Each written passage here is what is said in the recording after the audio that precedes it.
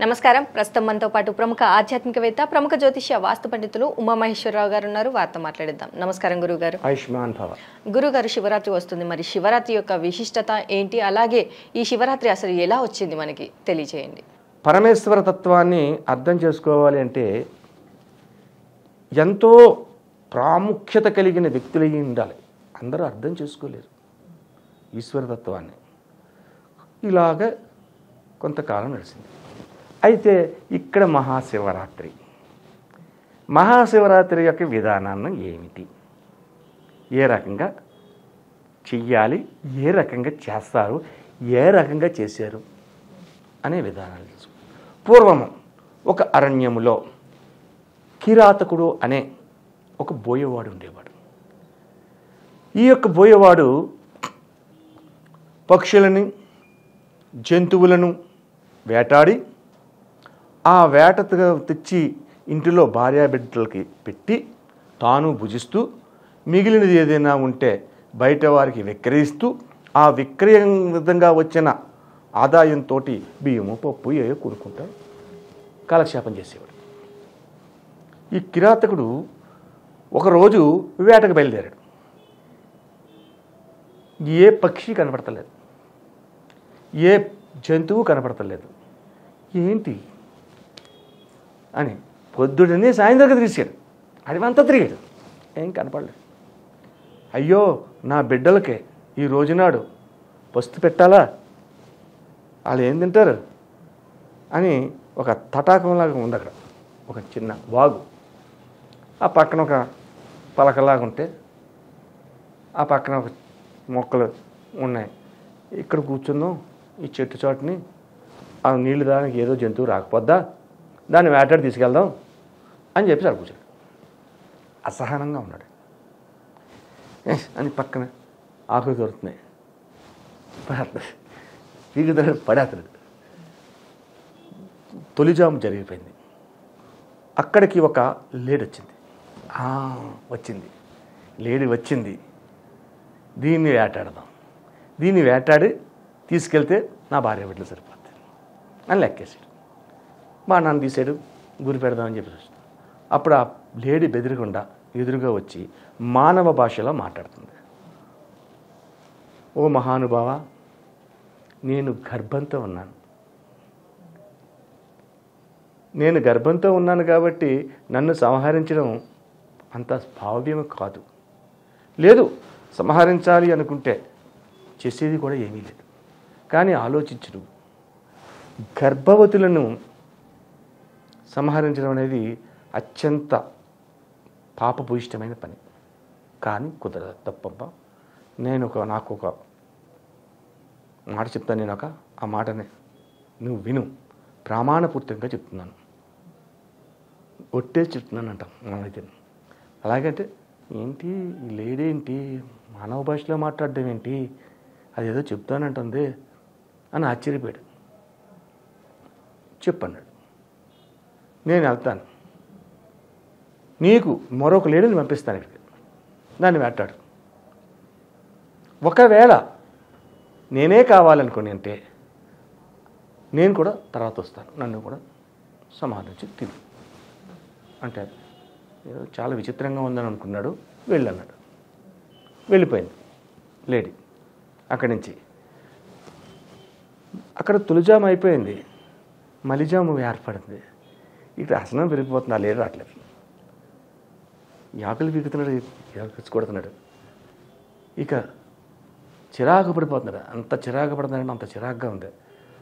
తర్వాత మలిజాము కూడా ముగియతుండే సమయంలో ఇంకో లేడీ వచ్చింది. బక్క చిక్కు అది, చిన్న లేడీ, బాణం పట్టు. అది కూడా దగ్గరికి వచ్చింది. మహానుభావ, నేను చెప్పేది నాకే తెలియలేదు, నేనే బక్క ప్రాణిని. ఒకవేళ నన్ను తీసుకెళ్తావు, నీ భార్య పిల్లలకి నేను సరిపోను, నీకు అహలేదు. దీనివల్ల ఉపయోగం ఏముంది నీకు కానీ నాకు కానీ?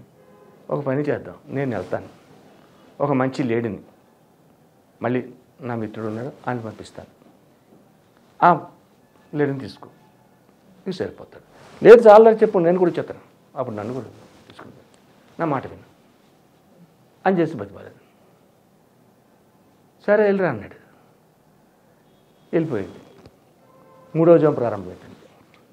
మూడో జాము ప్రారంభమైపోయిన తర్వాత అసహనంతో అలా కూర్చుంటున్నాడు. ఏం చేయాలో అర్థం కావట్లేదు.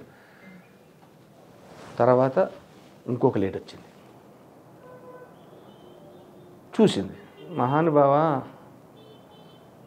నేను సంపూర్ణత్వం లేదు నాలోని, సంపూర్ణతత్వం లేదు, అసంపూర్ణమే కానీ నా వల్ల నీకు ఉపయోగపడదు. నీ ఒక్కరికి నీ కుటుంబానికి మాత్రమే సరిపోద్ది, నీకు సరిపోదు. కాబట్టి నన్ను సంహరించడం వల్ల ఉపయోగం లేదు. మంచి ఫలితం లేడం అవుతుంది, దాన్ని పంపిస్తాను, నన్ను వదిలిపెట్టు. ఈ యొక్క ముందు చెప్పిన లేడు, చెప్పింది చేసింది, ఇది చేసింది, ఇది కూడా చేస్తుందన్న ఉద్దేశంతో నువ్వు కూడా వెళ్ళిరా అన్నాడు. వెళ్ళిపోయింది. నాలుగో జాము ప్రారంభమైంది. ఈ అసహనంతో ఈ ఆకులు పీగుతున్నాడు, అక్కడ పడేస్తున్నాడు, ఇంకా ఇలా ఎదురు చూస్తున్నాడు, తొంగు చూస్తున్నాడు, ఎక్కడ రావట్లేదు. ఆఖరికి ఆయనకి వచ్చి దాహం వేసింది. ఎదురుకుండా మడుగు ఉంది. ఒక తామరాకు తీసుకుని నీళ్లు పట్టుకుని కొంచెం తాగి మళ్ళీ లేడొచ్చిందా లేదని చేసి మళ్ళీ ఇక్కడ కూర్చునేసరికి వచ్చి ఆ ఆకును కూడా అలా పడిచాడు. అక్కడ పడిపోయిన తర్వాత ఒక మంచి బలమైన లేడీ, దాంతోపాటు ముందు వెళ్ళిన 3 లేళ్ళు మొత్తం వచ్చేసి, మహానుభావ మా యొక్క ఆర్తిని విని మమ్మల్ని వదిలేవు, ఇంకో మేము నిలగొచ్చాం, సంహరించు, నీ యొక్క శరములతో మమ్మల్ని సంహరించి నువ్వు కానీ అనేసరికి తెల్లారిపోయింది. 4వ జాము పూర్తయిపోయింది. అప్పుడు ఈయనకి కిరాతకుడికి కళ్ళండి నీళ్ళు వచ్చాయి. చా, మృగములను సంహరించి శరములతో సంహరించి వాటి పాపాన్ని వడిగొట్టుకుని బతుకుతున్నానా?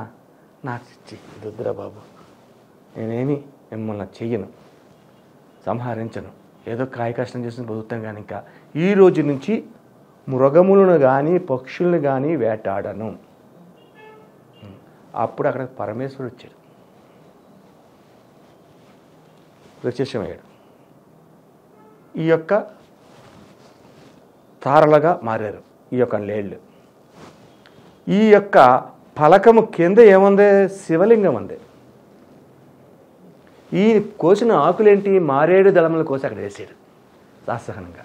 ఆఖరిగా తెల్లవారుజామున ఉషోదయ కాలంలో నీళ్లు పట్టుకొచ్చి ఆ నీళ్ళను అభిషేకం చేశాడు. శివుడు సంతుష్టుడయ్యాడు.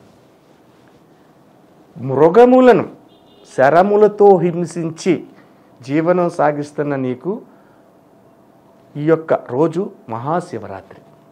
ఈ మహాశివరాత్రి నీవు తెల్లవార్లు జాగరణ చేసావు, మృగములను హింసించకుండా ఉన్నావు. ఈరోజు నక్షత్రం మృగశిర నక్షత్రం. మృగశిర నక్షత్రములు అంటే మృగములు శరములతో సంహరించాలన్న రోజునాడు మృగశిర నక్షత్రం ఆ రోజు ఉంది. కాబట్టి ఆ నక్షత్రమునకు మృగశిర అనే పేరు వచ్చింది. ఈ యొక్క పాప ఫలితంలో పోయి పుణ్య ఫలితాన్ని పొందే పరిస్థితి నీకు కలగాలంటే నీవు గతంలో చేసిన కొన్ని పొరపాట్లు ఉన్నాయి. ఆ పొరపాటుల్ని సరిదిద్దుకుని ఎదరికి వెళితే నీ యొక్క జీవితం ధన్యమవుతుంది. ఇది మహాశివరాత్రి. ఈ మహాశివరాత్రి నాడు ఎవరైతే ఈ కథని విని సంపూర్ణంగా చదవడం కానీ వినడం కానీ చూడడం కానీ జరుగుతుందో వారికి అష్టైశ్వర్య ఆయుర ఆరోగ్య ఐశ్వర్యాలు అన్నిటినీ కూడా కలిగిస్తున్నాను అని చెప్పేసి పరమశివుడు వరమిచ్చాడు.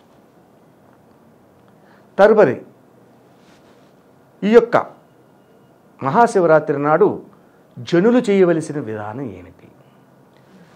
మహాశివరాత్రి అనగానే ఉదయకాలాన్నే లేవాలి, అభ్యంగన స్నానం చేయాలి. అభ్యంగన స్నానం చేసిన తర్వాత శివాలయానికి వెళ్ళాలి, శివునికి అభిషేక విధానాన్ని చేయించాలి. అభిషేకం జరిగిన తర్వాత శివనామస్మరణతో ఉండాలి. శివునికి అత్యంత ఇష్టమైన మంత్రం ఏదంటే మహామృత్యుంజయ మంత్రం. ఓం త్రయంబకం యజామహే సుగంధిం పుష్టివర్ధనం ఉర్వారుకమివ బంధనాత్ మృత్యోర్మృత్యు అమృతాత్. ఈ యొక్క మంత్రాన్ని జపించాలి. శివనామస్మరణతోటి జీవితాన్ని సాగించాలి. ఈ శివనామస్మరణ చేయడంలో తెల్లవారులు జాగరణ చేయాలి. జాగరణ చేయాలంటే ఏం చేయాలండి? చాలామంది పత్తాలు ఆడుతుంటారు. అది కాదు, జాగరణ అవదు. అది శుభ్రంగా నలుగురు ఒక చోట కూర్చుని భజనలు చేయాలి, కీర్తన చేయాలి. ఆ కీర్తనతో శివనామస్మరణ చేసుకుంటూ ఉండాలి. అలాగే తెల్లవారులు మెలకుగా ఉండాలి. మెలకుగా ఉన్న తర్వాత మరల ఉదయకాలాన్నే శివాలయానికి వెళ్ళి శివదర్శనం చేసుకుని శివ అనుగ్రహాన్ని పొందాలి. అయిపోయింది కదా, ఇంక మేము నిద్రపోతాం, తెల్లారులు నిద్ర లేదు. శివ పరీక్షదే, నిద్ర పోకూడదు. మరుసటి రోజు కూడా మెలకుగా ఉండదు. ఎలా ఉండగలమండి మెలకుగాను? తెల్లారులు నిద్ర లేదు కదా, ఉండొచ్చు. ఆత్మశుద్ధితోటి ఉంటే ఉంటారు. ఆ తర్వాత మధ్యాహ్న సమయంలో నిద్ర ఉపక్రమం చేస్తారు. ఈ రకంగా చేసుకుంటారు. సరేనండి, అందరూ ఉన్నారు, అందరూ చేయిస్తున్నారు. వాళ్ళకంటే వెనకాల ధనం ఉంది, ఐశ్వర్యాలు ఉన్నాయి, వాళ్ళు చేస్తున్నారు. మరి మాకు ఏమీ లేదు, ఏమేం చేయాలి? ఎక్కడ పోయేవాడు చేయలేదా? తనకు తెలియకుండానే చేసేది కదా. అలాగే మీకు తెలుసు కాబట్టి ఈ రోజునాడు శివతత్వం అంతా మీరు పూర్తిగా చేయలేకపోతే శుభ్రంగా ఉపవాస దీక్షను పాటించి అర్ధరాత్రి సమయం అంటే 2 జాములు గడిచిన తర్వాత 3వ జాము ప్రారంభంలో నిద్రకు ఉపకరించండి. మీకు ఓపిక లేదండి, అటువంటి విధంగా చేయండి. సరే, పొద్దుటే శివాభిషేకం చెయ్యాలి కదండి. మరి అభిషేకం చేయాలంటే పాలు కావాలి, తేనె కావాలి, నెయ్యి కావాలి, ఇవన్నీ పదార్థాలు కావాలి కదా. ఇవన్నీ తేగలిగే శక్తి సామర్థ్యాలు మా దగ్గర ఎక్కడ ఉన్నాయండి? లేవు. చెయ్యి. పరమశివుడు భోళా శంకరుడు అని అన్నారు. అంటే చిన్నదానికి సంతృప్తి పడతాడు. ఆ సంతృప్తి పడ్డం ఉన్నవాడికి ఒక చెంబుడు నీళ్లు తీసుకెళ్ళి పోయి 4 మారేడుదమలు పట్టుకొచ్చి, నువ్వు మారేడుదమలు కూడా దొరకలేదన్నావా, ఆ పక్కన పిచ్చాకులు పట్టరా, అయ్యే వెయ్యి. ఆహా, నా భక్తుడు గంగాజలం తీసుకొచ్చి నా మీద పోసాడు, మారేడుదలాలు పోసాడు అని అనుకుంటాడు. దీనదయాళుడు అనే పేరును పొందాడు. దీనదయాళుడు, దీనుల పాలిట దయను చూపించేవాడు. దీనదయాళుడుగా పేరును శివుడికి వచ్చింది. కాబట్టి లేనివారు ఈ రకమైన విధంగా చేయండి. ఫలం పుష్పం తోయం, పండు కానీ ఫలం కానీ పుష్పం కానీ ఎదురు పెట్టు. లేదు, కొంచెం నీళ్ళను తీసుకొచ్చి ఒక పాత్రలో పోసి అదే ప్రసాదంగా పెట్టు, ఆయన సంతోషిస్తారు.